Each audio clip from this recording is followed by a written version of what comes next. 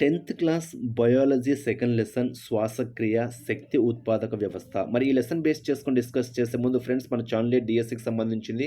Subscribe చేసుకున్న వాళ్ళు subscribe చేసుకోగలరు. వీడియోకి ఒక చిన్న లైక్ చేయండి. మన ఎంవీఆర్ ఫ్రీ వాట్సాప్ గ్రూప్లో జాయిన్ కావాలి అనుకుంటే ఈ వీడియోలో మీకు డిస్క్రిప్షన్లో ఫ్రీ వాట్సాప్ గ్రూప్ లింక్ ఇచ్చాము, జాయిన్ కాగలరు. వీడియో ఫుల్ స్క్రీన్ మోడ్లో పెట్టుకొని మాత్రమే అబ్జర్వ్ చేయండి. మళ్ళీ చెప్తున్నా, వీడియో ఫుల్ స్క్రీన్ మోడ్లో పెట్టుకొని మాత్రమే అబ్జర్వ్ చేయగలరు. ఫ్రెండ్స్, మరి ఎస్జిటి ప్రిపేర్ అయ్యేటువంటి ఆస్పిరెంట్స్ని బేస్ చేసుకొని మనం 15 రివిజన్ టెస్టులు, అదేవిధంగా 5 గ్రాండ్ టెస్టులు కండక్ట్ చేస్తున్నాము. కేవలము 300 రూపీస్కే ఇస్తున్నాము. మరి విల్లింగ్ ఉన్న వాళ్ళు, మన రివిజన్ ఎగ్జామ్స్ రాయాలి అనుకుంటే విల్లింగ్ ఉన్న వాళ్ళు స్క్రీన్ మీద కనిపించేటువంటి నా వాట్సాప్ నెంబర్కి రివిజన్ టెస్ట్ పర్పస్ అని మెసేజ్ చేయండి. ఇంకా ఆలస్యం చేయవద్దు. ఈ సమయంలో రివిజన్ చాలా చాలా ఇంపార్టెంట్ కాబట్టి మరి మన రివిజన్ ఎగ్జామ్స్ గ్రాండ్ టెస్ట్ రాయాలి అనుకుంటే అది కూడా ఒక షెడ్యూల్ వైజ్ ఉంటుంది కాబట్టి మీ ప్రిపరేషన్కి బాగా యూజ్ అవుతుంది. ఇంకా ఆలస్యం చేయకుండా స్క్రీన్ మీద కనిపించేటువంటి నా వాట్సాప్ నెంబర్కి రివిజన్ టెస్ట్ పర్పస్ అని మెసేజ్ చేయండి. మన షెడ్యూల్ కూడా మీకు ఇలా క్లియర్గా షెడ్యూల్ ఇస్తాము. ఆ షెడ్యూల్ బేస్ చేసుకొని మీకు ఆ రోజు ఇచ్చినటువంటి షెడ్యూల్ ప్రకారం ఉంటే ఆ రోజు ఆ సిలబస్ కంప్లీట్ చేసుకోవాలి అనేటువంటి ఒక ఆలోచనతో ముందుకెళ్తారు కాబట్టి పక్కా ప్రిపరేషన్ ప్లానింగ్తో ఉంటుంది ఫ్రెండ్స్. మరి ఆలస్యం అయితే చేసుకోవద్దు. ఇప్పుడే నా వాట్సాప్ నెంబర్కి రివిజన్ టెస్ట్ పర్పస్ అని మెసేజ్ చేయగలరు. 10th class biology second lesson శ్వాసక్రియ శక్తి ఉత్పాదక వ్యవస్థ. ఫ్రెండ్స్, మరి ఎస్జిటి స్టాండర్డ్లో ఎక్స్ప్లెనేషన్ ఇచ్చాము. వీడియో ఫుల్ స్క్రీన్ మోడ్లో పెట్టుకొని చూడండి, చాలా క్లియర్గా కనిపిస్తుంది. మళ్ళీ చెప్తున్నా, వీడియో ఫుల్ స్క్రీన్ మోడ్లో పెట్టుకొని మాత్రమే అబ్జర్వ్ చేయగలరు. ఎస్జిటి స్టాండర్డ్లో మాత్రమే ఎక్స్ప్లెనేషన్ అయితే ఇవ్వడం అయితే జరిగింది.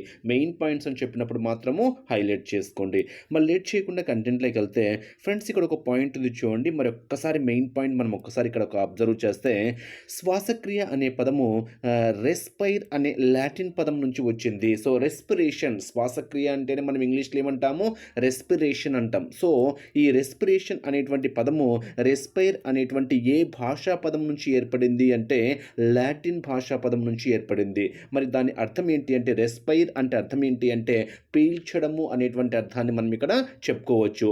అంటే ఇక్కడ మీకు ఎగ్జామ్ పాయింట్ ఆఫ్ వ్యూలో శ్వాసక్రియ అనేటువంటి పదము ఏ భాషా పదం నుంచి ఏర్పడింది అంటే రెస్పైర్ అనే ఏ భాషా పదం నుంచి ఏర్పడింది అంటాడు. ఏ భాషా పదము? లాటిన్ పదము. లేదా శ్వాసక్రియ అనే పదము రెస్పైర్ అనే లాటిన్ భాషా పదం నుంచి ఏర్పడింది. ఇక్కడ రెస్పైర్ అనగా అంటాడు. సో రెస్పైర్ అంటే అర్థం ఏంటి? పీల్చడము. హైలైట్ చేసుకోండి. ఇది కేవలము ఉచ్ఛ్వాస నిశ్వాసలనే కాకుండా కణాల్లో ఆక్సిజన్ వినియోగింపబడడం వాళ్ళకు అనేక దశలను కలిపి సూచిస్తుంది. అంటే ఇక్కడ మీకు ఉచ్ఛ్వాస నిశ్వాస అంటే ఏంటి అనేది కూడా మీరు ఇక్కడ హైలైట్ చేసుకోవాలి. ఆల్రెడీ మీకు ఈ కాన్సెప్ట్ ఎక్కడ వచ్చి ఉంటుంది అంటే 7th క్లాస్లో వచ్చి ఉంటుంది. మీరు 7th క్లాస్ చాలా స్పష్టంగా చదివితే ఈ కాన్సెప్ట్ జస్ట్ మీరు బ్రీఫ్గా ఎక్స్ప్లెనేషన్ ఇచ్చుకున్నా కానీ సరిపోతుంది. 7th క్లాస్ చాలా క్లియర్గా చదవండి అని మాత్రం ఇక్కడ క్లియర్గా అయితే చెప్పగలను అనమాట. ఇక్కడ ఒక్కసారి అబ్జర్వ్ చేస్తే శ్వాసక్రియ వాయువుల ఆవిష్కరణ బేస్ చేసుకుని ఒక్కసారి అబ్జర్వ్ చేస్తే పీల్చడంగా పిలువబడుతూ వస్తున్న ఈ శ్వాసక్రియకు 14వ శతాబ్దం తరువాత శ్వాసక్రియ అనే పేరు వాడుకలోకి వచ్చింది. అంటే శ్వాసక్రియ అనేటువంటి పదానికి ముందు ఏమని పిలిచేవాళ్ళు అంటే పీల్చడము అని పిలిచేవారు. ఇప్పుడే చెప్పాను కదా, రెస్పైర్ అంటే అర్థం ఏంటి? పీల్చడము అని చెప్పాను. అంటే 14వ శతాబ్దానికి ముందు వరకు శ్వాసక్రియను ఏమని పిలిచేవాళ్ళు అంటే పీల్చడము అని పిలిచేవాళ్ళు. మరి 14వ శతాబ్దం తరువాత ఆ పీల్చడము అనేటువంటి పదానికి బదులుగా ఏ పదం వాడుకలోకి వచ్చింది అంటే శ్వాసక్రియ అనేటువంటి పదం వాడుకలోకి వచ్చింది. ఇది కూడా హైలైట్ చేసుకోండి. గాలి అనేక వాయువుల మిశ్రమం అని తెలియడానికి పూర్వమే శ్వాసక్రియ భావన గురించి శాస్త్రవేత్తలు ఆలోచించారు. సో ఇది మనకు నార్మల్ కాన్సెప్టే హైలైట్ చేసుకోవాలి. అంటే ఇక్కడ 2 ఇంపార్టెంట్ పాయింట్స్ వచ్చాయి. ఏంటి? శ్వాసక్రియ అనే పదము రెస్పైర్ అనేటువంటి ఏ భాషా పదం నుంచి వచ్చింది. మరి రెస్పైర్ అంటే అర్థం ఏంటి? లాటిన్ భాషా పదము పీల్చడము. మరి పీల్చడము అనేది 14వ శతాబ్దం వరకు ఉంటే 14వ శతాబ్దం తర్వాత ఏమని పిలిచేవారు అంటే శ్వాసక్రియ అనేటువంటి పేరు పిలిచేవారు అనేటువంటి పాయింట్ మీరు ఇక్కడ హైలైట్ చేసుకోవాలి. నెక్స్ట్ ఇక్కడ ఒక ఇంపార్టెంట్ పాయింట్ ఉంది చూడండి. 18వ శతాబ్దంలో లేవోయిజర్, జోసెఫ్ ఫ్రీస్టీ అనే శాస్త్రవేత్తలు వాయు ధర్మాలు, వాయు వినిమయం వినిమయము, శ్వాసక్రియ గురించి చేసిన సమగ్ర పరిశోధనల ఆధారంగా మన శరీరంలో జరిగే వాయువుల మార్పిడి గురించి కొన్ని విషయాలు తెలుసుకోగలిగారు. అంటే ఇక్కడ ఎగ్జామ్ పాయింట్ ఆఫ్ వ్యూలో మన శరీరంలో జరిగే వాయువుల మార్పుల గురించి తెలియచేసినటువంటి శాస్త్రవేత్తలు ఎవరు అంటే లావోయిజర్ అండ్ జోసెఫ్ ఫ్రిస్టీ అనేటువంటి పాయింట్ మీరు ఇక్కడ హైలైట్ చేసుకోవాలి. ఎవరెవరు? లావోయిజర్, జోసెఫ్ ఫ్రిస్టీ అనేటువంటి శాస్త్రవేత్తలు దేన్ని తెలుసుకోగలిగారు అంటే వాయు ధర్మాలు, వాయు వినిమయము, శ్వాసక్రియ గురించి చేసినటువంటి సమగ్ర పరిశోధనల ఆధారంగా మన శరీరంలో జరిగే వాయువుల మార్పిడి గురించి హైలైట్ చేసుకోవాలి. మన శరీరంలో జరిగే వాయువుల మార్పుల గురించి తెలియజేసినటువంటి శాస్త్రవేత్తలు ఎవరు అంటే మనకి ఇక్కడ లావోయిజర్, జోసెఫ్ ప్రెస్టీ. ఇక్కడ మనము జోసెఫ్ ప్రెస్టీ చేసిన ప్రయోగం అంటే ఆల్రెడీ మీకు 7th క్లాస్లో దీని గురించి డెప్త్గా ఉంది. ఒక్కసారి మీరు 7th class text book base చేసుకొని చదవగలరు. నేను మళ్ళీ చెప్తున్నా, ఇది 7th క్లాస్లో చాలా డెప్త్గా ఉంది. దాని యొక్క ఎక్స్టెన్షన్గా మనం ఇక్కడ చెప్పుకోవచ్చు అనమాట. నెక్స్ట్ ఇక్కడ ఒక ఇంపార్టెంట్ పాయింట్ ఉంది చూడండి ఫ్రెండ్స్, ఒక్కసారి మనం అబ్జర్వ్ చేస్తే లావోయిజర్ కూడా వాయువుల ధర్మాలు అర్థం చేసుకోవడానికి అనేక ప్రయోగాలైతే చేశాడు. ఒక్కసారి మనం ఆ ప్రయోగాలు ఒక్కసారి అబ్జర్వ్ చేస్తే ఆ ప్రయోగం చెప్పుకునే ముందు ఇక్కడ చూడండి, చాలా చాలా ఇంపార్టెంట్ పాయింట్. కార్బన్ డయాక్సైడ్ వాయువును స్థిరమైన వాయువు లేదా బొగ్గు పులుసు వాయువు అని పిలిచేవారు. చాలా చాలా చాలా ఇంపార్టెంట్, ఎగ్జామ్ పాయింట్ ఆఫ్ వ్యూలో అడగడానికి ఛాన్స్ ఉండేటువంటి బిట్ అనమాట. ఈ క్రింది వానిలో బొగ్గు పులుసు వాయువుగా పిలవబడేది అంటాడు, లేదా స్థిరమైన వాయువుగా పిలువబడేది అంటాడు. సో స్థిరమైన వాయువు లేదా బొగ్గు పులుసు వాయువుగా పిలువబడేటువంటి వాయువు మనకి ఏంటి అంటే carbon dioxide. So carbon dioxide అంటేనే మనకు CO2. కార్బన్ డయాక్సైడ్ అంటేనే CO2. చాలా చాలా చాలా ఇంపార్టెంట్, ఎగ్జామ్ పాయింట్ ఆఫ్ వ్యూలో అడగడానికి ఛాన్స్ ఉండేటువంటి బిట్ అనమాట. అంటే తన ప్రయోగం అంటే లావోయిజర్ చేసిన ప్రయోగం ఏంటి అంటే సున్నపు నీరున్న పళ్ళెంలో ఉంచిన బొగ్గు పొడిని మండించినప్పుడు గంట జాడిలో వెలువడిన వాయువును స్థిరమైన వాయువు అని గుర్తించాడు. ఆ స్థిరమైన వాయువే మనకి ఏంటి అంటే కార్బన్ డయాక్సైడ్. అంటే ఆకారంలో కార్బన్ డయాక్సైడ్ వాయువును స్థిరమైన వాయువు లేదా బొగ్గు పులుసు వాయువు అని పిలిచేవారు. అంటే ఇక్కడ ఎగ్జామ్ పాయింట్ ఆఫ్ వ్యూలో బొగ్గు పులుసు వాయువును కార్బన్ డయాక్సైడ్ వాయువును బొగ్గు పులుసు వాయువుగా పిలవడానికి గల కారణం ఏంటి? దేన్ని బేస్ చేసుకొని? ఆకారంలో. అది కూడా హైలైట్ చేసుకుని ఇక్కడ ఓవరాల్గా 2 ఇంపార్టెంట్ పాయింట్స్ ఉన్నాయి. ఏంటి? మన శరీరంలో జరిగే వాయువుల మార్పిడి గురించి కొన్ని విషయాలు తెలుసుకోగలిగిన వారు ఎవరు అంటే లావోయిజరు, జోసెఫ్ ఫ్రిస్టీ అని చెప్పాను. అదేవిధంగా ఆకారాన్ని బేస్ చేసుకొని కార్బన్ డయాక్సైడ్ వాయువును ఏ వాయువుగా పిలుస్తున్నాము అంటే స్థిరమైన వాయువు లేదా బొగ్గు పులుసు వాయువుగా పిలుస్తున్నాము. ఈ పాయింట్ కూడా చాలా చాలా ఇంపార్టెంట్, హైలైట్ చేసుకోండి. నెక్స్ట్, ఏదైనా ఒక వస్తువును మండించాలి అంటే మనకు అవసరమైనది కార్బన్ డయాక్సైడ్. సో అది మనకు తర్వాత తెలుస్తుంది. ఒక్కసారి చూద్దాం.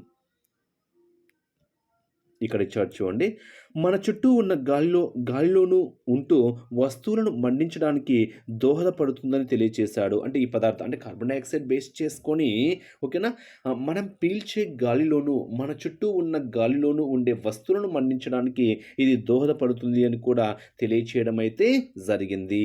ఆ పాయింట్ కూడా మీరు ఇక్కడ క్షుణ్ణంగా అబ్జర్వ్ చేయండి. ఓకేనా. ఇక్కడ కొన్ని పాయింట్స్ ఇచ్చారు చూడండి. లావోయిజర్ ప్రకారము వస్తువులు దహనం చెందినప్పుడు వెలువడేటువంటి వాయువు ఏంటి? Carbon dioxide. ఏంటి? Carbon dioxide. గాలి గురించి తన ప్రయోగం ద్వారా లావోయిజర్ ఏం తెలుసుకున్నాడు? వస్తువులను మండించడానికి గాలి అవసరము. ఓకేనా. మండించేటువంటి వాయువు, గాలిలో మండించేటువంటి వాయువు, దాన్ని బేస్ చేసుకొని చెప్పాడనమాట. ఓకేనా. ఇది ఓకే. మరి ఇక్కడ మెయిన్ ఇంపార్టెంట్ ఏంటి అంటే లావోయిజర్ ప్రకారము వస్తువులు దహనం చెందినప్పుడు వెలువడేటువంటి వాయువు ఏంటి అంటేనే మనకు ఒక ఇంపార్టెంట్ పాయింట్గా మనం చెప్పుకోవచ్చు కార్బన్ డయాక్సైడ్ అనేది మనం ఇక్కడ చెప్పుకోవచ్చు. ఇది ఒక ఇంపార్టెంట్ పాయింట్గా మనం ఇక్కడ అబ్జర్వ్ చేయవచ్చు. ఎస్జిటి స్టాండర్డ్లో మాత్రమే ఎక్స్ప్లెనేషన్ ఇస్తున్న ఫ్రెండ్స్. ఇక్కడ మరో పాయింట్ ఉంది చూడండి. లావోయిజర్ తన ప్రయోగాల ద్వారా శ్వాసక్రియలో 2 ప్రక్రియలు ఉంటాయని గుర్తించినప్పటికీ ఒక ప్రక్రియ గురించి మాత్రమే తెలుసుకోగలిగాడు. ఓకేనా. విడిచే గాలిలో బొగ్గు పులుసు వాయువు ఉంటుందని తెలుసుకోగలిగాడు. చూడండి, ఇక్కడ హైలైట్ చేసుకోవాలి. ఓకేనా. విడిచే మనము ఉచ్ఛ్వాస నిశ్వాసలు అని చెప్పాము. ఆల్రెడీ మీకు ఇది 7th క్లాస్లో చాలా చాలా చాలా డెప్త్గా వచ్చింది, హైలైట్ చేసుకోండి అని చెప్పాను. అంటే ఇక్కడ మీరు హైలైట్ చేసుకోవాలి అనుకుంటే ఇక్కడ చూడండి చాలా ఇంపార్టెంట్. మనము విడిచే గాలిలో బొగ్గు పులుసు వాయువు ఉంటుందని తెలుసుకోగలిగినటువంటి శాస్త్రవేత్త ఎవరు? తెలిపినటువంటి శాస్త్రవేత్త ఎవరు అంటే లావోయిజర్. హైలైట్ చేసుకోవాలి ఫ్రెండ్స్. చాలా చాలా ఇంపార్టెంట్. అంటే లావోయిజర్ మనము విడిచే గాలిలో ఏ వాయువు ఉంటుందని తెలుసుకోగలిగాడు అంటే బొగ్గు పులుసు వాయువు ఉంటుందని తెలుసుకోగలిగాడు. సో, క్వెషన్ ఏ విధంగా ఇచ్చినా ఆన్సర్ చేసే విధంగా ఉండాలి. తరువాత అనేక ప్రయోగాల ద్వారా గాలిలో స్థిరమైన వాయువు అంటే బొగ్గు పులుసు వాయువు అంటే కార్బన్ డయాక్సైడ్ 1/6 వంతు పరిమాణంలో ఉంటుందని గుర్తించాడు. చాలా చాలా చాలా ఇంపార్టెంట్. గాలిలో స్థిరమైనటువంటి వాయువు ఎంత పరిమాణం ఉంటుంది? ఎంత పరిమాణం ఉంటుంది అంటే 1/6 వంతు. చాలా చాలా చాలా ఇంపార్టెంట్. ఓకేనా? గాలిలో గాలిలో స్థిరమైన వాయువు అని అడగొచ్చు, బొగ్గు పులుసు వాయువు అని అడగొచ్చు, కార్బన్ డయాక్సైడ్ అని కూడా అడగొచ్చనమాట. అంటే గాలిలో స్థిరమైన వాయువు ఎంత శాతం ఎన్నో వంతు పరిమాణం ఉంటుంది? ఎన్నో వంతు పరిమాణం ఉంటుంది అంటే 1/6 వంతు ఉంటుంది. చాలా చాలా ఇంపార్టెంట్. ఇదే క్వెషన్ ఇంకో విధంగా అడగొచ్చు ఫ్రెండ్స్. ఏ విధంగా అడగొచ్చు? గాలిలో స్థిరమైన వాయువు 1/6 వంతు పరిమాణం ఉంటుందని తెలియచేసిన శాస్త్రవేత్త ఎవరు?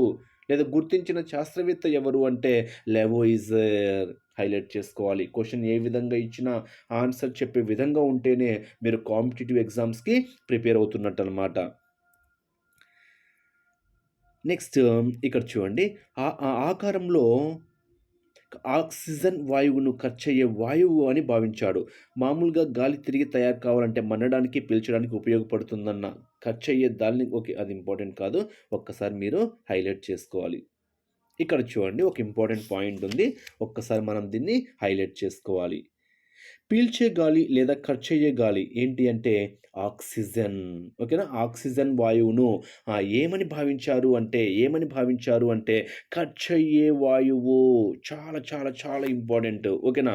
చాలా చాలా చాలా ఇంపార్టెంట్. అంటే ఇక్కడ శ్వాసక్రియ గురించి తార్కికంగా ఆలోచించి ఒక నిర్ణయానికి వచ్చాడనమాట. ఏమని నిర్ణయానికి వచ్చాడు? పీల్చే గాలి దాన్ని మనం ఏమంటున్నాము? ఖర్చయ్యే గాలి. అంటే ఏంటి?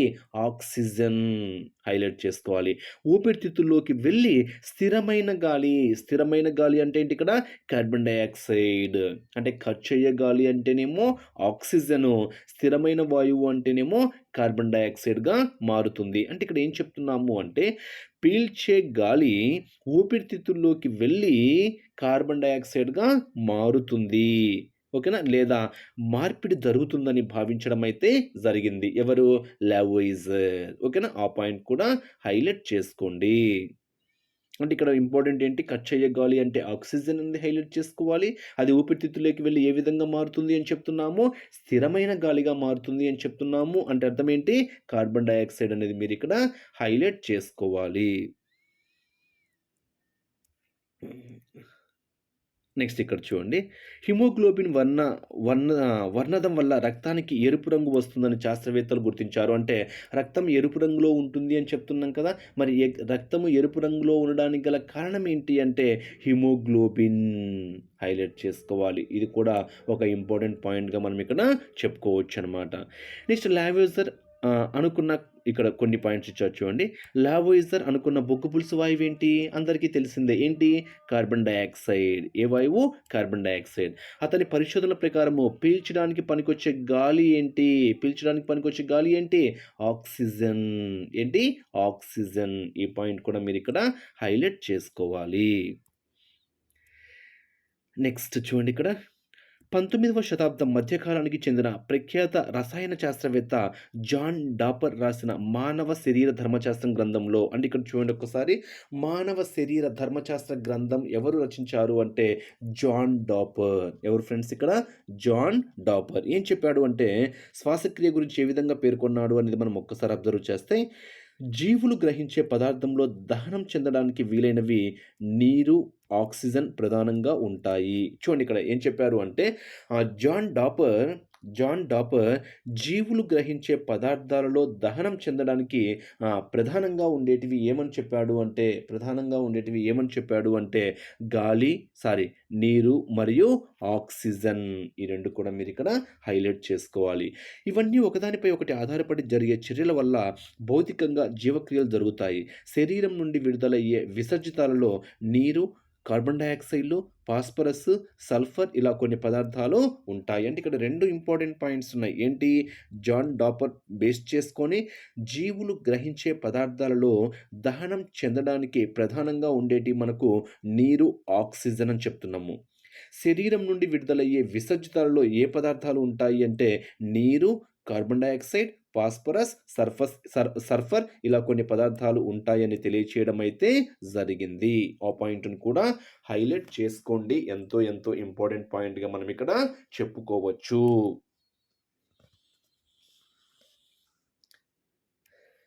నెక్స్ట్ ఇక్కడ చూడండి శ్వాసక్రియలోని వివిధ దశలు. సో, ఎస్‌జిటి స్టాండర్డ్ మాత్రమే చెప్తున్నా, హైలైట్ చేసుకోండి. శ్వాసక్రియలో వివిధ దశల మధ్య స్పష్టమైన విభజన రేఖలు ఉండవు. ఇక్కడ ఏం చెప్తున్నాము అంటే శ్వాసక్రియ అనేక జీవ, రసాయన, భౌతిక చర్యల సంక్లిష్ట ప్రక్రియ. ఇక్కడ ఎగ్జామ్ పాయింట్ ఆఫ్ వ్యూ అడుగుతాడు. శ్వాసక్రియ అనేది ఈ క్రింది ఏ చర్యల సంక్లిష్ట ప్రక్రియ అంటాడు. ఆప్షన్ ఏ జీవ, ఆప్షన్ బి రసాయన, ఆప్షన్ సి భౌతిక, ఆప్షన్ డి అన్నీ అంటాడు. సో ఆన్సర్ ఏమవుతుంది? జీవ, రసాయన, భౌతిక చర్యల యొక్క సంక్లిష్ట ప్రక్రియగా మనం దీన్ని చెప్పుకుంటున్నాము. ఒక్కసారి మీరు ఇక్కడ అబ్జర్వ్ చేస్తే ఇక్కడ చూడండి, ఉచ్ఛ్వాస నిశ్వాసాలు అంటే ఊపిరితిత్తుల్లోనికి బయటకు జరిగే వాయు సంచారం, ఊపిరితిత్తులో వాయు మార్పిడి, వాయుగోళ రక్తం మధ్య వాయు మార్పిడి జరుగుతుంది. ఒకసారి రక్తం ద్వారా వాయు రవాణా, వాయుగోనుల గోడల్లో రక్త కేశనాళికలో రక్తంలోకి ఆక్సిజన్, రక్తంలోని కార్బన్ డయాక్సైడ్ వాయుగోళలోకి వ్యాపనం ద్వారా మార్పు చెందుతుంది. ఈ పాయింట్ చాలా ఇంపార్టెంట్ ఫ్రెండ్స్. ఓకేనా? అంటే ఇక్కడ రక్తంలోని ఆక్సిజను, రక్తంలోని కార్బన్ డయాక్సైడ్ అనేటివి వాయుగోనిలోకి వ్యాపనం ద్వారా ఏ ప్రక్రియ ద్వారా మార్పు జరుగుతుంది అని చెప్తున్నాము? వ్యాపనము ద్వారా మార్పు జరుగుతుంది. చాలా చాలా ఇంపార్టెంట్, హైలైట్ చేసుకోవాలి. ఓకేనా? ఏ ప్రక్రియ ద్వారా అంటాడు, దేని ద్వారా అంటాడు, వ్యాపనము ద్వారా అనేది మనం ఇక్కడ హైలైట్ చేసుకోవాలి. కణజాలాల్లో వాయు మార్పిడి, ఆక్సిజన్ రక్తం నుండి కణజాలాలలోనికి, కార్బన్ డయాక్సైడ్ కణజాలాల నుండి రక్తంలోనికి ఏ మార్పిడి ద్వారా? వ్యాపనం ద్వారా మార్పిడి అనేది జరుగుతుంది. నెక్స్ట్ కణజాలాలు లేదా కణాలు ఆక్సిజన్ను వినియోగించుకొని గ్లూకోజ్ను దహించి కార్బన్ డయాక్సైడ్, నీరు శక్తిని విడుదల చేస్తాయి. ఈ శక్తి జీవక్రియకు వినియోగపడుతుంది. ఒక్కసారి మీరు ఈ డయాగ్రామ్ కూడా ఒక్కసారి క్షుణ్ణంగా మీరు అబ్జర్వ్ చేయగలరు.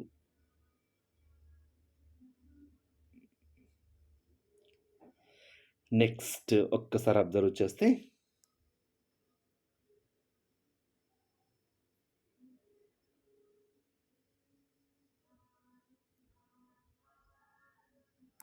ఇక్కడ ఒక ప్రయోగం ఇచ్చాడు మనకి. ఎస్జిటి స్టాండర్డ్లో అంత డెప్త్గా అడిగాడు. ఒక్కసారి మీరు చూడాలి.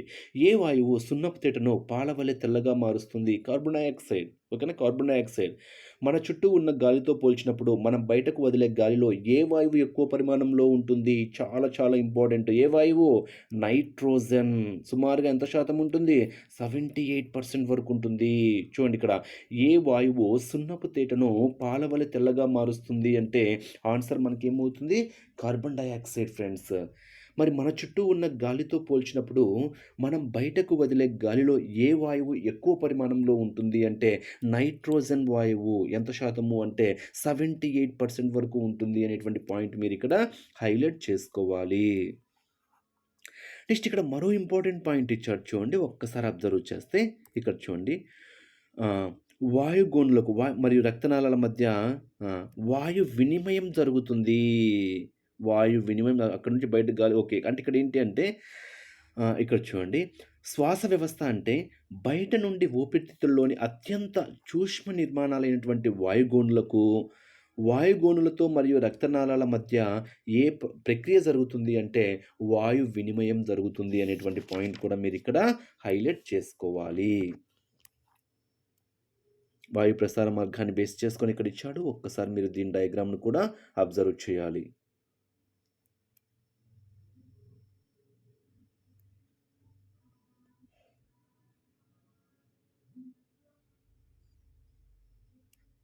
ఇక్కడ చూడండి, ఇక్కడ చూడండి, ఇక్కడ ఈ పాయింట్ ఇంపార్టెంట్. వాయువు నాసికా కుహరం ద్వారా ప్రయాణించే సమయంలో గాలి, ఉష్ణోగ్రత శరీర ఉష్ణోగ్రతకు దాదాపు సమానమవుతుంది. చూడండి ఇక్కడ అంటే వాయు నాసికా కుహరం ద్వారా ప్రయాణించే సమయంలో గాలి ఉష్ణోగ్రత ఆహ్, శరీర ఉష్ణోగ్రతకు దాదాపుగా సమానంగా ఉంటుంది అనేటువంటి పాయింట్ కూడా మీరిక్కడ హైలైట్ చేసుకోవాలి. ఒక్కసారి ఆ పాయింట్స్‌ని కూడా హైలైట్ చేసుకోండి. ఇక్కడ ఒక్కసారి ఇచ్చాడు చూడండి ఒక డయాగ్రామ్ దూరంలో రక్తము, వాయుకోశ గోనులు, శ్వాసనాళికలు, శ్వాసనాళాలు, వాయునాళం, స్వరపేటిక, గ్రసని, నాసికా కుహరం, నాసికా రంధ్రాలు. ఇక్కడ ఒక్కసారి మనం అబ్జర్వ్ చేస్తే ఈ పాయింట్ చూడండి. గాలిని వెచ్చ చేయడం, గాలికి తేమ చేర్చడం వంటి కార్యక్రమాలు శ్వాస, జీవ వ్యవస్థ రెండింటికి సంబంధించిన ఈ భాగంలో కొనసాగుతాయి. ఉపజిహ్వక అనే కండరపు కవాటం ఆహారము, వాయు మార్గాలను నియంత్రిస్తూ తమ తమ వ్యవస్థలోనికి సరిగా ప్రవేశించినట్లు చేస్తుంది. ఒక్కసారి ఆ పాయింట్ కూడా అబ్జర్వ్ చేయండి. ఇక్కడ ఒక పాయింట్ ఉంది చూడండి. ఒక్కసారి అబ్జర్వ్ చేయండి. ఊపిరితిత్తుల లోపలి భాగం లక్షల సంఖ్యలో ఉండే వాయుకోశ గోళాలను కలిగి ఉండి వాయు మార్పిడి జరిగే వైశాల్యాన్ని ఏం చేస్తుంది? పెంచుతుంది. ఊపిరితిత్తుల్లోని లోపలి పొర ఎక్కువగా ముడతలు పడి ఉండడం వల్ల వాటి వైశాల్యం చాలా ఎక్కువగా ఉంటుంది. మన ఊపిరితిత్తుల్లోని వాయుకోశ గోళన్నింటినీ విడదీసి పరిస్తే దాదాపు ఎన్ని చదరపు మీటర్ల వైశాల్యాన్ని ఆక్రమిస్తుంది అంటే 160 చదరపు మీటర్ల వైశాల్యాన్ని ఆక్రమిస్తుంది. ఒక ఇంపార్టెంట్ పాయింట్‌గా మనం ఇక్కడ చెప్పుకోవచ్చు అనమాట. ఇందాక ఒక పాయింట్ చెప్పాను. ఆహార వాయు మార్గాలను క్రమబద్ధీకరించేది మనము ఉపజిహ్వగా చెప్పుకోవచ్చు. అది కూడా చాలా చాలా ఇంపార్టెంట్ హైలైట్ చేసుకోండి. ఇందాక మీకు చెప్పాను. ఓకేనా? ఆహార వాయు మార్గాలను క్రమబద్ధీకరించేది మనకేమవుతుంది అంటే ఉపజిహ్విక. ఉపజిహ్వక. నెక్స్ట్ ఇక్కడ మన ఊపిరితిత్తుల్లోని వాయుకోశ గోనులన్నింటినీ విడదీసి పరిస్తే దాదాపుగా ఎంత వైశాల్యాన్ని ఆక్రమిస్తుంది అది అంటే 160 చదరపు మీటర్లు హైలైట్ చేసుకోవాలి. 160 చదరపు మీటర్ల వైశాల్యాన్ని ఆక్రమిస్తుంది. ఈ పాయింట్ కూడా ఒక్కసారి హైలైట్ చేసుకోండి. నెక్స్ట్ ఒక్కసారి చూడండి.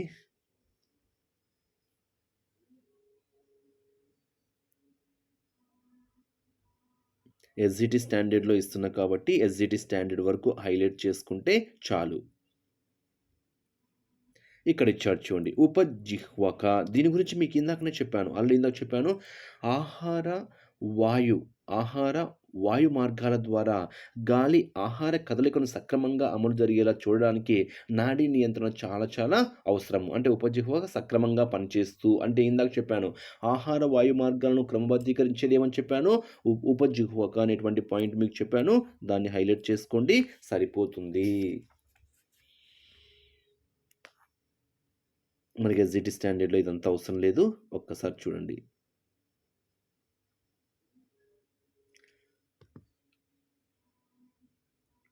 ఇక్కడ ఒక పాయింట్ ఇచ్చాడు చూడు. శ్వాసక్రియ అంటే ఉచ్ఛ్వాస, నిశ్వాసలే మనకు తెలుసు. శ్వాసక్రియలో పాల్గొనే ప్రధాన అవయవాలు ఊపిరితిత్తులు. హైలైట్ చేసుకోండి ఫ్రెండ్స్ ఇక్కడ. శ్వాసక్రియలో పాల్గొనే ప్రధాన అవయవాలుగా మనం ఇక్కడ ఏం చెప్తున్నాము? ఊపిరితిత్తులు. మనం కంటితో మన ఊపిరితిత్తులను చూడలేకపోయినప్పటికీ అవి చేసే పనులు మనము గమనించగలము. మీ చేతిని ఛాతీపై ఉంచుకొని గాఢంగా ఊపిరి పీల్చండి. మీ చేతి కొంచెం పెద్దది అయినట్లుగా గమనించవచ్చు. అప్పుడు గాలి బయటకు వదలండి. మీ ఛాతీ సాధారణ స్థితికి రావడము తెలుస్తుంది. అంటే ఇక్కడ మీరు ఊపిరితిత్తుల శక్తిని అనుభూతి అయితే చెందొచ్చు. అంటే ఊపిరితిత్తులను మనం డైరెక్ట్‌గా చూడకపోయినా కానివ్వండి, ఆ శక్తి యొక్క అనుభూతిని మనము చూడొచ్చు. అనుభూతిని మనము పొందవచ్చు అని ఇక్కడ క్లియర్‌గా ఇచ్చాడనమాట. ఊపిరితిత్తులు తమంతట తాముగా గాలిని లోపలకు తీసుకోవడంలో కానీ, బయటకు పంపడం కానీ చేయలేవు.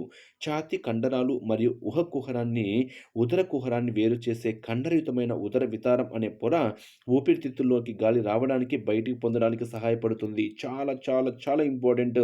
అంటే ఇక్కడ ఏం చెప్తున్నాము అంటే ఊపిరితిత్తులనేటివి తమంతటగా తాము గాలిని లోపలికి తీసుకోవడం కానివ్వండి, బయటికి పంపడం కానివ్వండి చేయలేవు అని చెప్తున్నాం. మరి ఊపిరితిత్తులోనికి గాలి రావడానికి కానివ్వండి, బయటికి పోవడానికి కానివ్వండి, ఏది సహాయపడుతుంది అంటే ఉదర వితానం అనే పొర. చాలా చాలా చాలా ఇంపార్టెంట్ హైలైట్ చేసుకోండి. ఓకేనా? ఉదర వితారం అనే పొర అంటే ఇంకేం చెప్పొచ్చు? ఛాతీ కండరాలు మరియు ఉదర కుహరాన్ని వేరు చేసే కండరయుతమైనటువంటి ఉదర వితానం అనేది ఏం చేస్తుంది అంటే ఊపిరితిత్తుల్లోనికి గాలి రావడానికి కానివ్వండి, బయటకు పోవడానికి కానివ్వండి సహాయపడుతుంది అని మనం ఇక్కడ చెప్తున్నాము. చాలా చాలా ఇంపార్టెంట్ పాయింట్ హైలైట్ చేసుకోండి. నెక్స్ట్ ఇక్కడ ఒక పాయింట్ ఇచ్చాడు చూడండి. మనం ఉచ్ఛ్వాసం జరిగినప్పుడు ఛాతీ పై వైపున బయటకు కదులుతుంది. దీనివలన ఉర కుహరం ఘనపరిమాణం ఏమవుతుంది అంటే పెరుగుతుంది. అంటే ఇక్కడ మనకు ఆల్రెడీ ఉచ్ఛ్వాస, నిశ్వాసాలను బేస్ చేసుకొని అంటే మనము గాలిని పీల్చడము, గాలిని వదలడము. దీని గురించి మనము సెవెంత్ క్లాస్‌లో చాలా చాలా చాలా డెప్త్‌గా చెప్పాము. మీరు ఆల్రెడీ నేను మళ్ళీ మళ్ళీ చెప్తున్నా. మీరు సెవెంత్ క్లాస్‌లో మీరు ఒక్కసారి అబ్జర్వ్ చేస్తే అంటే గాలిని శరీరంలోకి తీసుకునేదాన్ని మనం ఏమంటాము? ఉచ్ఛ్వాసము అంటాం. అధిక ఆక్సిజన్‌తో కూడిన గాలిని శరీరంలోకి తీసుకోవడాన్ని ఉచ్ఛ్వాసము అంటారు. కార్బన్ డయాక్సైడ్ అధికంగా ఉన్న గాలిని విడుదల చేయడాన్ని మనం ఏమంటాము అంటే నిశ్వాసము అంటాం. అంటే నిశ్వాసంలో ఎక్కువగా ఏముంటుంది? కార్బన్ డయాక్సైడ్ ఉంటుంది. ఉచ్ఛ్వాసంలో ఎక్కువగా ఏముంటుంది? ఆక్సిజన్ ఉంటుంది అని చెప్తున్నాము. అంటే ఒక వ్యక్తి ఒక నిమిషానికి ఎన్నిసార్లు శ్వాసిస్తాడో దాన్నే మనము శ్వాసక్రియ రేటు అంటారు అని మీకు క్లియర్‌గా సెవెంత్ క్లాస్‌లో చెప్పడం అయితే జరిగింది. అంటే సరాసరిగా ఒక వయోజనుడైనటువంటి వ్యక్తి నిమిషానికి 15-18 సార్లు ఊపిరి పీల్చడం అయితే జరుగుతుంది. బాగా శ్రమించాడు అనుకోండి, అప్పుడు 25 సార్లు కూడా పీల్చుకోవడం అయితే జరుగుతుంది. ఇదంతా మీకు సెవెంత్ క్లాస్‌లో చాలా చాలా డెప్త్‌గా చెప్పాము. అక్కడ మీరు ఒక్కసారి అబ్జర్వ్ చేయాలి. నెక్స్ట్ ఇక్కడ మరో ఇంపార్టెంట్ పాయింట్ ఉంది చూడండి. ఉదర వితానం విశ్రాంతి స్థితిలో ఉన్నప్పుడు ఏ ఆకారంలో ఉంటుంది? ఇందాక మీకేం చెప్పాను? ఇందాక మీకు ఘనపరిమాణం అంటే ఛాతీని బేస్ చేసుకొని అంటే ఉచ్ఛ్వాసం జరిపినప్పుడు ఇందాక మీకు చెప్పాను. ఉచ్ఛ్వాసం అంటే ఏం చెప్పాను? ఆక్సిజన్ అంటే అధిక పరిమాణంతో కూడినటువంటి ఆక్సిజన్ గాలిని శరీరంలోకి తీసుకోవడాన్ని మనం ఏమంటున్నాము? ఉచ్ఛ్వాసము అంటున్నాం. అలా తీసుకునే సమయంలో ఛాతీ పైవైపుకు బయట కదులుతుంది. ఆ సమయంలో ఉర కుహరం యొక్క ఘనపరిమాణం ఏమవుతుంది అంటే పెరుగుతుంది. ఆ పాయింట్‌ను హైలైట్ చేసుకోండి. మరి ఉదర వితానం విశ్రాంతి స్థితిలో ఉన్నప్పుడు అది ఏ ఆకారంలో ఉంటుంది అంటే గొడుగు ఆకారంలో ఉంటుంది అనేటువంటి పాయింట్ కూడా మీరిక్కడ హైలైట్ చేసుకోవాలి. ఒక్కసారి మీరు ఇక్కడ హైలైట్ చేసుకోవాలి. ఉర కుహరం ఘనపరిమాణం పెరిగినప్పుడు ఊపిరితిత్తుల లోపల పీడనం తగ్గి గాలి బయట నుండి నాసికా రంధ్రాల ద్వారా ఊపిరితిత్తుల్లోకి ప్రవేశిస్తుంది. దీన్నే మనం ఏమంటాము? ఉచ్ఛ్వాసం అంటారు. ఇందాక చెప్పినాం. అంటే ఇక్కడ ఏం చెప్తున్నాము?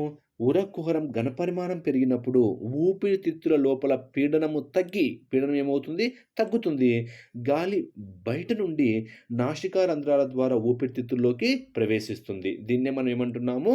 ఉచ్ఛ్వాసం అంటున్నాము. ఇందాక డెఫినిషన్ చెప్పాను. అధిక ఆక్సిజన్‌తో కూడినటువంటి గాలిని శరీరంలోకి తీసుకోవడాన్ని ఉచ్ఛ్వాసము అని చెప్పాము. ఇంకొంచెం డెప్త్‌గా చెప్పాలి అనుకుంటే ఉర కుహరం ఘనపరిమాణం పెరిగినప్పుడు పీడనం ఏమవుతుంది? తగ్గుతుంది. అప్పుడు బయట నుండి నాసికా రంధ్రాల ద్వారా దేంట్లోకి ప్రవేశిస్తుంది గాలి? ఊపిరితిత్తుల్లోకి ప్రవేశిస్తుంది. దాన్ని మనం ఏం చెప్తున్నాము? ఉచ్ఛ్వాసం అంటున్నాము. ఓకేనా? నెక్స్ట్ దానికి ఆపోజిట్ జరిగేదే మనకేమవుతుంది అంటే నిశ్వాసము. ఓకేనా? వదలడం అనమాట. ఇది ఆల్రెడీ మీకు తెలిసిందే. ఒక్కసారి మీరు దీన్ని కూడా అబ్జర్వ్ చేయగలరు. నెక్స్ట్ ఇక్కడ ఒక ఇంపార్టెంట్ పాయింట్ ఉంది చూడండి. ఒక్కసారి చూడండి. ఊపిరితిత్తులు గాలితో నిండేటప్పుడు యథాస్థితికి వచ్చేటప్పుడు జరిగే ఘర్షణ నుండి కాపాడుతుంది. అంటే గాలితో నిండేటప్పుడు యథాస్థితికి వచ్చేటప్పుడు జరిగే ఘర్షణ నుండి కాపాడుతుంది. అది కూడా హైలైట్ చేసుకోవాలి. యాక్చువల్‌గా ఊపిరితిత్తులు స్పాంజిలాగా ఉంటాయి. ఓకేనా? మన ఊపిరితిత్తులు స్పాంజిలాగా ఉంటాయి. ఇవి 2 ఒకే పరిమాణంలో ఉండవు. హైలైట్ చేసుకోవాలి. ఓకేనా? 2 ఒకే పరిమాణంలో ఉంటాయా? ఉండవు. ఉర కుహరంలో ఎడమ వైపు గుండె ఉండడం వల్ల ఆ వైపున ఉన్న ఊపిరితిత్తులు కొంచెము చిన్నవిగా ఉంటాయి. అంటే ఊపిరితిత్తులు ఏ వైపువి చిన్నవిగా ఉంటాయి? ఎడమ వైపు ఉండేటివి. ఎందుకని? ఎందుకని? ఎందుకని ఇక్కడ చెప్పాను? ఉర కుహరంలో ఎడమ వైపు గుండె ఉండడం వల్ల ఓకేనా? ఉర కుహరంలో ఎడమ వైపు గుండె ఉండడం వల్ల ఆ వైపు ఉన్నటువంటి ఊపిరితిత్తులు చిన్నవిగా ఉంటాయి. మరి ఊపిరితిత్తులను కప్పుతూ ఫ్లూరా అనే 2 పొరలుంటాయి. ఈ పొరల మధ్యలో ద్రవం నుండి ఊపిరితిత్తులు అఘాతాన్ని కాపాడుతుంది. అంటే ఇక్కడ ఎగ్జామ్ పాయింట్ ఆఫ్ వ్యూలో 2 ఇంపార్టెంట్ పాయింట్స్ ఉన్నాయి ఫ్రెండ్స్. ఏంటి? ఊపిరితిత్తులు ఎలా ఉంటాయంటే స్పాంజ్‌లా ఉంటాయని చెప్తున్నాము. 2 ఊపిరితిత్తులు ఒకే పరిమాణంలో ఉంటాయా అంటే ఉండవు అని చెప్తున్నాము. ఏ వైపు ఉండేటువంటి ఊపిరితిత్తులు చిన్నవిగా ఉంటాయి? ఎడమ వైపు అంటున్నాము. ఎందుకని? కుహరంలో ఎడమ వైపు గుండె ఉండడం వల్ల అని చెప్తున్నాము. ఊపిరితిత్తులను కప్పుతూ ఆహ్, ఏ పొర ఉంటుంది? ఫ్లూరా అనేటువంటి 2 పొరలుంటాయి. ఈ పాయింట్‌ని కూడా మీరిక్కడ హైలైట్ చేసుకోవాలి. ఇక్కడ చూడండి. మెదడు నుండి శ్వాసవ్యాలకు వెళ్ళే నాడులను కత్తిరించినప్పుడు శ్వాసక్రియ వెంటనే నిలిచిపోతుంది. మెదడు నుండి శ్వాసవయవాలకు వెళ్ళే నాడులను కత్తిరించాము అనుకోండి, శ్వాసక్రియ వెంటనే నిలిచిపోతుంది అని శాస్త్రవేత్తలు కూడా కనుగొనడమైతే జరిగింది. ఒక్కసారి మీరు పాయింట్స్ కూడా హైలైట్ చేసుకోవాలి. ఇవన్నీ మీకు తెలిసినటువంటి పాయింటే. నిశ్వాస సమయంలో శరీరం నుండి తొలగింపబడినటువంటి వాయువు ఏంటి? కార్బన్ డయాక్సైడ్ తెలిసిందే. ఉచ్ఛ్వాస సమయంలో ఊపిరితిత్తులకు వెళ్ళేదేంది? ఆక్సిజను తెలిసిందే. ఓకేనా? వాటి గురించి మీకు ఆల్రెడీ తెలిసినటువంటి పాయింట్సే.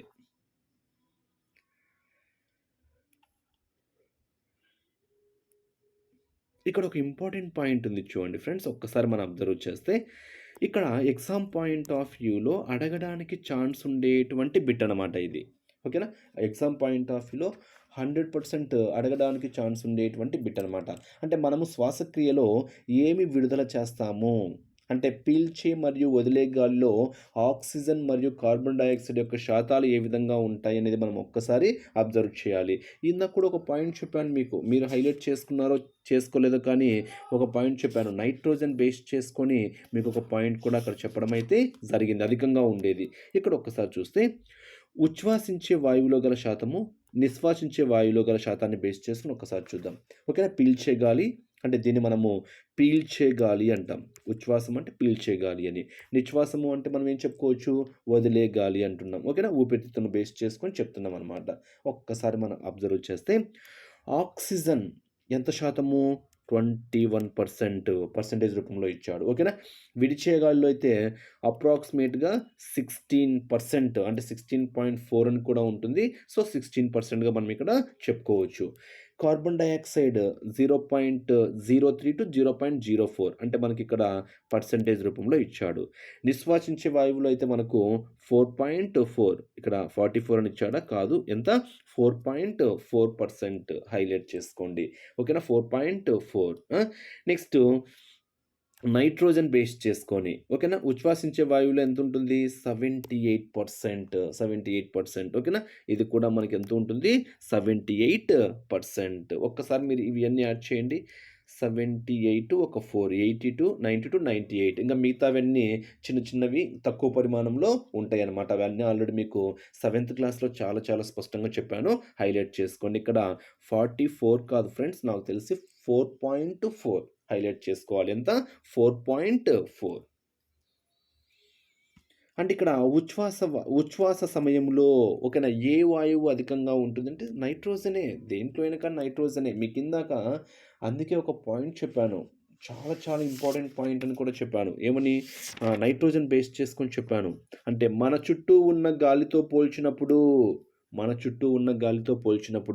మనం బయటకు వదిలే గాలిలో ఏ వాయువు ఎక్కువ పరిమాణంలో ఉంటుంది?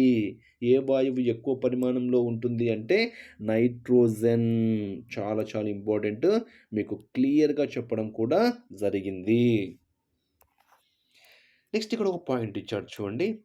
మానవుని ఊపిరితిత్తుల సామర్థ్యము 5800 మిల్లీలీటర్లు. విశ్రాంతి దశలో మనం సుమారుగా 500 మిల్లీలీటర్లు గాలిని లోపలికి తీసుకొని బయటికి వదులుతాం. మనం పూర్తిగా ఊపిరితిత్తుల్లోని గాలిని బయటికి పంపినప్పుడు 1200 మిల్లీలీటర్ల వాయువు ఊపిరితిత్తుల్లో మిగిలే ఉంటుంది. ఒక్కసారి మీరు దీన్ని కూడా హైలైట్ చేసుకోండి. ఇది మొత్తము శ్వాసక్రియ దీని గురించి మొత్తం 7th క్లాస్‌లో వచ్చింది. ఒక్కసారి మీరు దాన్ని హైలైట్ చేసుకోండి. నేను మళ్ళీ మళ్ళీ చెప్తున్నా ఫ్రెండ్స్. ఈ లెసను ఇంకా క్లియర్‌గా మీకు 7th క్లాస్‌లో హైలైట్ చేసుకోండి. మనకు 7th క్లాసే ఇంపార్టెంటు.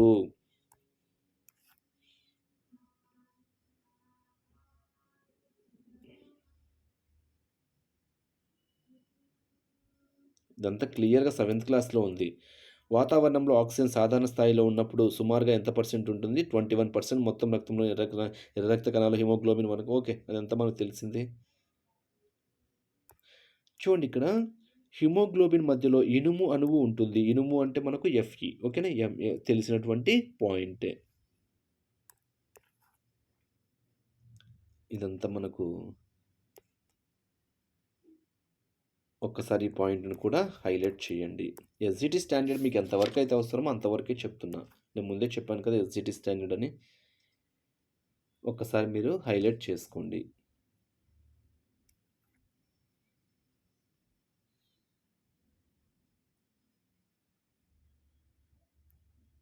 సెవెంత్ క్లాస్‌లో చాలా డెప్త్‌గా ఉంది. ఒక్కసారి అక్కడ హైలైట్ చేసుకోవాలి. ఇక్కడ చూడండి. ఆక్సిజన్ గాఢత బాగా తగ్గడం వల్ల హిమోగ్లోబిన్ నుండి ఆక్సిజన్ విడిపోయి కణాలలోనికి ప్రవేశిస్తుంది. కణాలలో ఆక్సిజన్ వినియోగించుకోబడి కార్బన్ డయాక్సైడ్, నీరు, శక్తి విడుదలవుతాయి.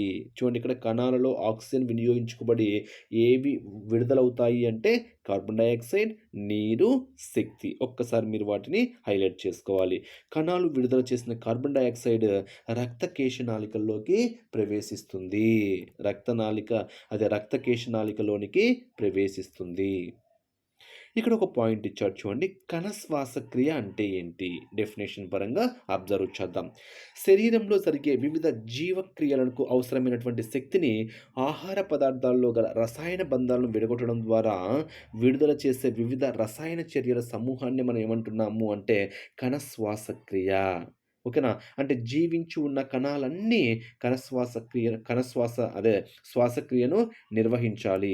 ఆక్సిజన్ సమక్షంలో శ్వాసక్రియ జరిగితే దాన్ని వాయు సహిత శ్వాసక్రియ అని, ఆక్సిజన్ లేకుండా జరిగితే అవాయు సహిత శ్వాసక్రియ.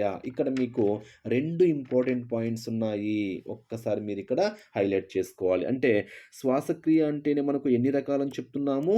2 రకాలు అని చెప్తున్నాం. ఒకటేంటి? వాయు సహిత అంటున్నాము. రెండవదేంటి? అవాయు శ్వాసక్రియ అంటున్నాం. ఓకేనా? అవాయు శ్వాసక్రియ చాలా చాలా ఇంపార్టెంట్. హైలైట్ చేసుకోండి. అంటే అర్థం ఏంటి అంటే వాయు సహిత ఆక్సిజన్ అంటే ఆక్సిజన్ ఉన్నప్పుడు జరిగేది వాయు సహిత అయితే, ఆక్సిజన్ లేని సమక్షంలో జరిగేది మనకేమవుతుంది అంటే అవాయు శ్వాసక్రియ. హైలైట్ చేసుకోండి. చాలా చాలా చాలా ఇంపార్టెంట్. ఇక్కడ చూడండి ఇంకో పాయింట్ ఉంది. కిణ్వనం లేదా పులియుట అని కూడా అంటారు. చాలా చాలా ఇంపార్టెంట్. హైలైట్ చేసుకోండి. ఏంటిక్కడ? అవాయు శ్వాసక్రియ అని అంటారు. ఏంటి? ఆక్సిజన్ లేకుండా జరిగే దాన్ని అవాయు శ్వాసక్రియ అంటారు. బ్యాక్టీరియాల్లో జరిగే అవాయు శ్వాసక్రియను మనం ఏమంటాము అంటే కిణ్వనం. ఎగ్జామ్ పాయింట్ ఆఫ్ వ్యూలో హైలైట్ చేసుకోవచ్చు. చాలా చాలా చాలా ఇంపార్టెంట్ పాయింట్. ఏంటి? ఆక్సిజన్ లేనప్పుడు ఈస్ట్ కణాలు జరుపు శ్వాసక్రియ గల పేరేంటి అంటే కిణ్వనం అనేటువంటి పేరు మీరు ఇక్కడ హైలైట్ చేసుకోవాలి. ఇక్కడ ఇంకొక పాయింట్ కూడా ఉంది చూడండి. ఆమ్లాలను బేస్ చేసుకుని వీటి ఇచ్చాడు. ఏమని? వాయు సహిత శ్వాసక్రియలో ఏర్పడే ఆమ్లం ఏంటి? పైరువిక్ ఆమ్లము. చాలా చాలా చాలా ఇంపార్టెంట్. హైలైట్ చేసుకోవాలి. అంటే ఇక్కడ పులిట ఈ చెడులో విడుదలయ్యేటువంటి ఆమ్లం ఏంటి అంటే లాక్టిక్ ఆమ్లము. అంటే ఇక్కడ ఏం చెప్తున్నాము? కండరాలలో అవాయు శ్వాసక్రియ వల్ల ఏర్పడే ఆమ్లము. అవాయు శ్వాసక్రియను బేస్ చేసుకున్నది చెప్పింది ఇప్పుడు నేను. అవాయు శ్వాసక్రియను బేస్ చేసుకున్నప్పుడు కండరాలలో అవాయు శ్వాసక్రియ వల్ల ఏర్పడే ఆమ్లం ఏంటి అంటే లాక్టిక్ ఆమ్లము. దానివల్లనే పదార్థాలు మనకు పులిసినట్లు అవుతాయి అనేటువంటి పాయింట్ కూడా మీరు ఇక్కడ హైలైట్ చేసుకోవాలి. చాలా చాలా చాలా ఇంపార్టెంట్ అనమాట.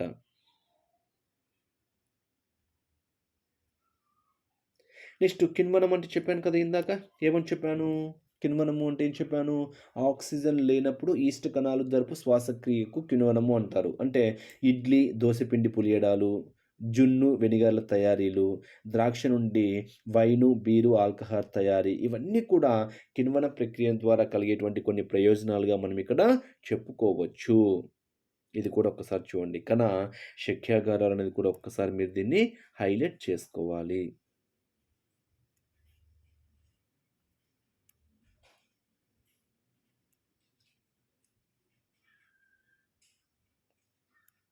ఇక్కడ ఒక పాయింట్ ఇచ్చాడు చూడండి ఫ్రెండ్స్. చాలా చాలా ఇంపార్టెంట్. ఒక్కసారి చూడండి. గ్లూకోజ్, పైరువేట్, 3 కర్బన అణువులు ప్లస్ శక్తి. ఆక్సిజన్ తక్కువగా ఉన్నప్పుడు లేదా లేనప్పుడు అవాయు శ్వాసక్రియ అంటే కిణ్వనం. ఆక్సిజన్ సమక్షంలో జరిగేది వాయు సహిత. ఇక్కడ లాక్టిక్ ఆమ్లము ప్లస్ శక్తి ఎగ్జాంపుల్ బ్యాక్టీరియా పరంగా తీసుకుంటున్నాము. ఇథనాల్ కార్బన్ డయాక్సైడ్ శక్తి ఈస్ట్‌గా తీసుకుంటున్నాము. ఇక్కడ కార్బన్ డయాక్సైడ్ నీరు శక్తి అంటే మొక్కలు, జంతువులుగా మనం ఎగ్జాంపుల్స్ అయితే తీసుకుంటున్నాం. ఒక్కసారి మీరు వీటిని హైలైట్ చేసుకోండి.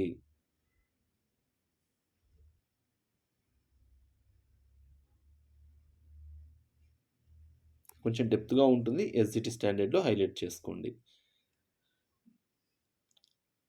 ఇక్కడ ఒక పాయింట్ ఇచ్చాడు చూడండి.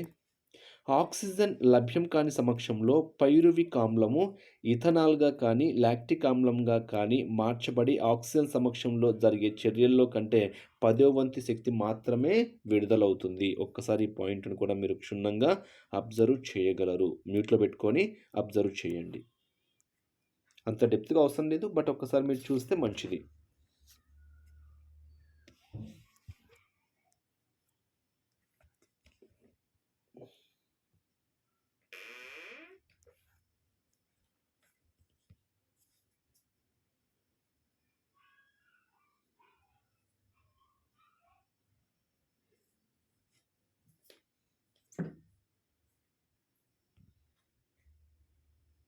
ఇక్కడ ఒక పాయింట్ చూడండి. లాక్టిక్ ఆమ్లము కండరాలలో జతకూడినట్లయితే అది కండర నొప్పికి దారితీస్తుంది. హైలైట్ చేసుకోవాలి. లాక్టిక్ ఆమ్లము కండరాలతో జతకూడినట్లయితే అంటే కండర నొప్పికి దారితీయడానికి గల ఆమ్లం ఏంటి అంటే ఏ ఏ ఆమ్లము? లాక్టిక్ ఆమ్లము. హైలైట్ చేసుకోవాలి. మనము సమాన దూరాన్ని నడవడము, వేగంగా నడవడము, నెమ్మదిగా పరిగెత్తడము, వేగంగా పరిగెత్తడం చేసినప్పుడు దూరం సమానమే అయినప్పటికీ మన కాలి కండరాల్లో నొప్పి ఒక్కొక్క క్రియలో అధికమవుతున్నట్లు గమనించవచ్చు. దీనికి కారణము కండరాల్లో అధికంగా ఏ ఆమ్లం చేరడము? లాక్టిక్ ఆమ్లము. అంటే ఇక్కడ మీరు కండరాల నొప్పి అంటేనే మనకు ఏ ఆమ్లం హైలైట్ కావాలి? లాక్టిక్ ఆమ్లం అనేది మనకిక్కడ హైలైట్ కావాలి. చాలా చాలా చాలా ఇంపార్టెంటు. హైలైట్ చేసుకోండి. ఇక్కడ చూడండి. 100 మీటర్ల పరుగు పందెంలో క్రీడాకారుడు శ్వాసించడం నిలిపివేసి, నిలువు చేసి పందెం తర్వాత రెప్పుతాడు. ఈ దశలో కండరాలు అవాయు శ్వాసక్రియ ద్వారా గ్లూకోజ్‌ను విడగొట్టి శక్తిని విడుదల చేస్తాయి. తర్వాత మాత్రమే క్రీడాకారుడి కండరాల్లో నిల్వ ఉన్న లాక్టిక్ ఆమ్లాన్ని తొలగించడానికి అవసరమైన ఆక్సిజన్ అనేది లబ్ధమవుతుంది. మనం తీవ్రమైన వ్యాయామం చేసినప్పుడు శరీరంలో ఆక్సిజన్ లోటు ఏర్పడుతుంది. ఈ లోటు తరువాత జరిగే శ్వాసక్రియలో పూరించబడుతుంది. అంటే ఇక్కడ చూడండి. మనము తీవ్రమైన వ్యాయామం చేసేటప్పుడు శరీరంలో ఏం ఏర్పడుతుంది అంటే ఆక్సిజన్ లోటనేది ఏర్పడుతుంది. ఇవంతా మనకు అవసరం లేదు. ఒక్కసారి మీరిక్కడ హైలైట్ చేసుకోవాలి. లాక్టిక్ ఆమ్లము అనేది మాత్రము కొంచెం హైలైట్ చేసుకోండి. ఒక ఇంపార్టెంట్ పాయింట్‌గా కూడా మనం దాన్ని చెప్పుకోవచ్చు. వాయు శ్వాసక్రియ గురించి మనం ఆల్రెడీ చెప్పాం కదా! ఆక్సిజన్‌ను గ్రహించి కార్బన్ డయాక్సైడ్‌ను విడుదల చేస్తాయి. జీవుల శ్వాసక్రియలో ఆక్సిజన్‌ను గ్రహించి కార్బన్ డయాక్సైడ్‌ను విడుదల చేస్తాయని మనం ఆల్రెడీ చెప్పుకున్నాము. ఈ ప్రక్రియలు ఆక్సీకరణ ద్వారా జరుగుతున్నట్లయితే ఆక్సిజన్ సరఫరా నిలిచిపోయినప్పుడు ఏం జరుగుతుంది? ఒక్కసారి మీరు దీన్ని కూడా అబ్జర్వ్ చేయాలి.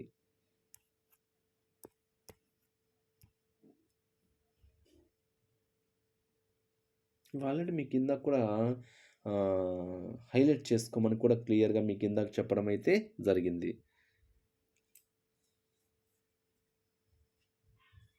గ్లూకోజ్ ద్రావణంలో ఈస్ట్ చాలా వేగంగా పెరుగుతుంది. ఒక్కసారి ఈ పాయింట్స్‌ని కూడా హైలైట్ చేసుకోండి. ఎస్‌జిటి స్టాండర్డ్‌లో అంత డెప్త్ అవసరం లేదు కాబట్టి మీకు ఎంతవరకు అయితే అవసరమో అక్కడే చెప్తున్నాను. ఇందాక మీకు ఆల్రెడీ కిణ్వనం గురించి చెప్పాను ఆల్రెడీ. కిణ్వనం ఆక్సిజన్ లేనప్పుడు ఈస్ట్ కణాల శ్వాసక్రియ గల పేరే మనకేంటి? కిణ్వనం అని చెప్పాను. దాని గురించి మీకు ఆల్రెడీ చెప్పాను. చాలా చాలా ఇంపార్టెంట్ పాయింట్‌గానే చెప్పాననమాట. కిణ్వనము అంటే మనకిక్కడ ఇడ్లీ, దోస పిండి పులియడము, జున్ను వెనిగర్‌లు తయారు చేయడము, ద్రాక్ష నుండి వైను, బీరు, ఆల్కహాల్ తయారీలు, కేక్సు, బన్సు, బిస్కెట్‌లు వంటి బేకరీ ఉత్పత్తుల తయారీ ఇవన్నీ కిణ్వన ప్రక్రియ వల్ల కలిగేటువంటి ప్రయోజనాలుగా మనము చెప్పుకోవచ్చు. ఇక్కడ ఒక పాయింట్ ఉంది చూడండి ఫ్రెండ్స్. 1783లో లావోయిజర్ రాసిన వ్యాసాల్లో శ్వాసక్రియ ఒక దహన క్రియ. శ్వాసక్రియ ఒక దహన క్రియ.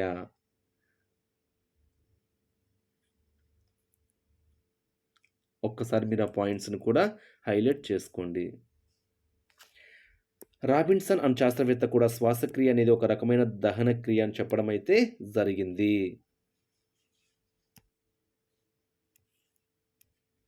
ఇవన్నీ మనకు అనవసరము. ప్రయోగాలు, గియోగాలు అంతా మనకింత డెప్త్ అయితే అవసరమైతే లేదు. ఫస్టే మనకు మెయిన్ పాయింట్స్ ఎస్‌జిటికి ఎంతవరకైతే కావాలో అంతవరకు మీకు ఫస్టే క్లియర్‌గా చెప్పడం అయితే జరిగింది. ఇవన్నీ మీకు ఆల్రెడీ చెప్పినవే.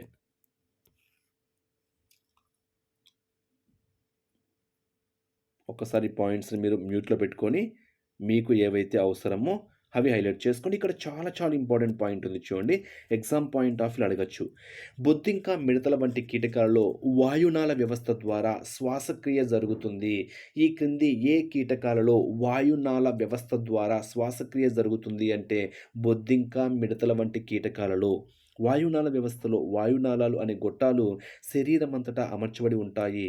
వాయునాళాలు వాయునాళికలుగా చీలి కణాలకు ఆక్సిజన్‌ను నేరుగా అందవేస్తాయి. మీరిక్కడ ఆ పాయింట్ హైలైట్ చేసుకోండి. ఓకేనా? అదొక ఇంపార్టెంట్ పాయింట్‌గా మనం ఇక్కడ చెప్పుకోవచ్చనమాట. అదే విధంగా ఇక్కడ వాయు మార్పిడిని బేస్ చేసుకొని కూడా ఇచ్చాడు. ఒక్కసారి చూడండి ఇవి కూడా. అమీబా వంటి ఏకకణ జీవులు అంటే ఏకకణ జీవులు హైడ్రా, ప్లనేరియన్లు, గుండ్రటి పురుగులు, వానుపాములు వంటి బహుకణ జీవులు. అంటే మీకు ఆల్రెడీ ఇది సెవెంత్ క్లాస్‌లో చాలా డెప్త్‌గా చెప్పాము. ఏకణ జీవి అంటే అమీబా. ఓకేనా? అమీబా ఏకణ జీవి అంటే. బహుకణ జీవులంటే హైడ్రా, ప్లనేరియన్లు, గుండ్రటి పురుగులు, వానపాము వంటి బహుకణ జీవులు. శరీర కుడ్యం ద్వారా వ్యాపన పద్ధతిని ఆక్సిజన్ గ్రహించి కార్బన్ డయాక్సైడ్‌ను విడుదల చేయడానికి నిర్వహిస్తాయి. అంటే ఇక్కడ ఏకకణ జీవికి ఉదాహరణ ఏంటి? బహుకణ జీవులకు ఉదాహరణలు ఏంటి అనేది కూడా చాలా చాలా చాలా ఇంపార్టెంట్. ఆల్రెడీ అక్కడ వచ్చాయి కాబట్టి నేను మళ్ళీ ఇక్కడ చెప్పటం లేదు. నెక్స్ట్ చేపల వంటి కొన్ని జలచర జీవులు శ్వాసక్రియ కోసం మొప్పలు అనే ప్రత్యేక అవయవాలను అభివృద్ధి చేసుకుంటాయి. చాలా చాలా ఇంపార్టెంట్. అంటే చేపలు అంటేనే మనకు ఏం గుర్తు రావాలి? మొప్పల ద్వారా, మొప్పల ద్వారా అనేటువంటి పాయింట్ మీరిక్కడ హైలైట్ చేసుకోవాలి. మొప్పల ద్వారా శ్వాసక్రియ అంటే వాయు మార్పిడి జరుగుతుంది. దీనికి మొప్పల ద్వారా శ్వాసక్రియ అంటారు. చేపలు అంటేనే మొప్పల ద్వారా అనేటువంటి పాయింట్ మీరిక్కడ హైలైట్ చేసుకోండి. చర్మము ద్వారా జరిగే వాయు మార్పిడిని చర్మీయ శ్వాసక్రియ అంటారు. హైలైట్ చేసుకోండి ఫ్రెండ్స్. ఇది కూడా ఒక ఇంపార్టెంట్ పాయింట్‌గా మనం ఇక్కడ చెప్పుకోవచ్చనమాట. ఏమని? చర్మము ద్వారా జరిగే వాయు మార్పిడిని మనం ఏమంటాము? చర్మీయ శ్వాసక్రియ. చర్మీయ శ్వాసక్రియ. మొసలి, డాల్ఫిన్ వంటి జలచరాలు ఏ విధంగా శ్వాసిస్తాయో ఓకే. ఇక్కడ మనకు హైలైట్ చేసుకోమనిచ్చాడు. ఒక్కసారి మీరు హైలైట్ చేసుకోవాలి. ఇక్కడ చూడండి. కప్పలు చర్మం, ఊపిరితిత్తుల ఆస్యగ్రహణి కుహరం ద్వారా కూడా శ్వాసించగలవు. హైలైట్ చేసుకోవాలి. ఓకేనా?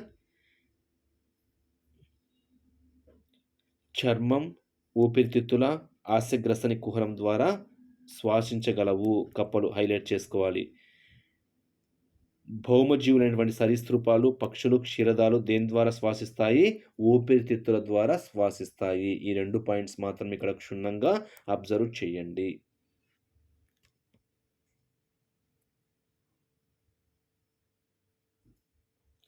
నెక్స్ట్ మొక్కల్లో పత్రాల్లో ఉండే పత్ర రంధ్రాల ద్వారా వాయు వినియోగం అనేది జరుగుతుంది. ఇది మీకు క్లియర్‌గా సెవెంత్ క్లాస్‌లో చాలా స్పష్టంగా చెప్పాము. ఒక్కసారి మీరిక్కడ సెవెంత్ క్లాస్ పాయింట్స్ మీరు ఒక్కసారి క్షుణ్ణంగా మొక్కల్లో శ్వాసక్రియ చాలా చాలా సెవెంత్ క్లాస్‌లో ఉంది. ఒక్కసారి హైలైట్ చేసుకోండి. మడ అడవులుగా పిలువబడేటువంటి మాంగ్రూవ్ మొక్కలు అంటేనే మనకు మడ అడవులు అనేటువంటి పాయింట్ మీరిక్కడ చాలా చాలా ఇంపార్టెంట్ పాయింట్ హైలైట్ చేసుకోండి.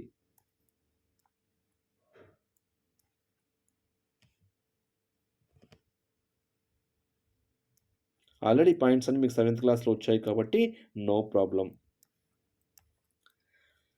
ఇవన్నీ మీకు అక్కడ వచ్చుంటాయి ఫ్రెండ్స్. మీరు ఒక్కసారి అబ్జర్వ్ చేయండి.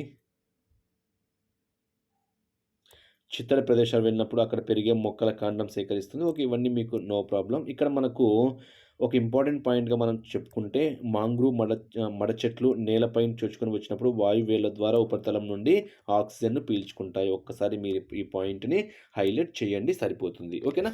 మరి టెక్స్ట్ బుక్ చివరిలో ఇచ్చినటువంటి కొన్ని ముఖ్యమైనటువంటి పాయింట్స్ మనం ఒక్కసారి అబ్జర్వ్ చేస్తే ఇది కూడా ఒక్కసారి మీరు ఈక్వేషన్స్ కూడా కిరణజన్య సంయోగక్రియ మీకు ఆల్రెడీ చెప్పాము. సో, ఆల్రెడీ చెప్పాము కాబట్టి దీని గురించి నేను మళ్ళీ చెప్పటం లేదు. కిరణజన్య సంయోగక్రియ గురించి ఫస్ట్ లెసన్‌లో వచ్చింది. ఆల్రెడీ మీకు సెవెంత్ క్లాస్‌లో కూడా చాలా సెవెంత్ ఐ థింక్ ఎయిత్‌లోనో చాలా స్పష్టంగా వచ్చింది కాబట్టి మీరక్కడ అబ్జర్వ్ చేస్తే సరిపోతుంది. చాలా చాలా డెప్త్‌గా వచ్చిందక్కడ. ఓకేనా? అక్కడ అబ్జర్వ్ చేయండి సరిపోతుంది.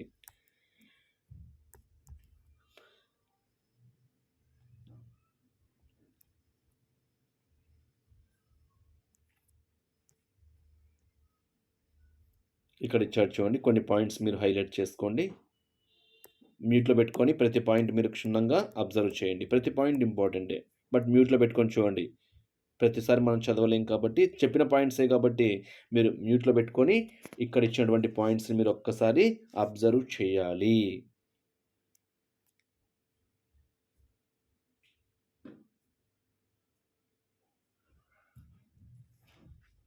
చాలా పాయింట్స్ ఇచ్చాడు టెక్స్ట్ బుక్ చివరిలో.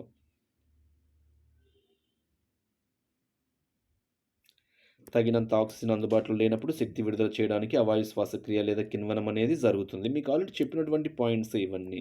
అందుకని ఒక్కసారి మీరే అబ్జర్వ్ చేయాలి. టెక్స్ట్ బుక్ క్వెషన్స్ ఇవి. చివరిలో ఇచ్చినటువంటి బిట్స్ ఏంటో చూద్దాం ఒకసారి. విడిచే గాలిలో కార్బన్ డయాక్సైడ్ ఉంటుందని మీకు ఆల్రెడీ చెప్పాను. నీరు, ఆవిరి కూడా ఉంటాయి అనేటువంటి పాయింట్ కూడా మీకు ఆల్రెడీ చెప్పాను.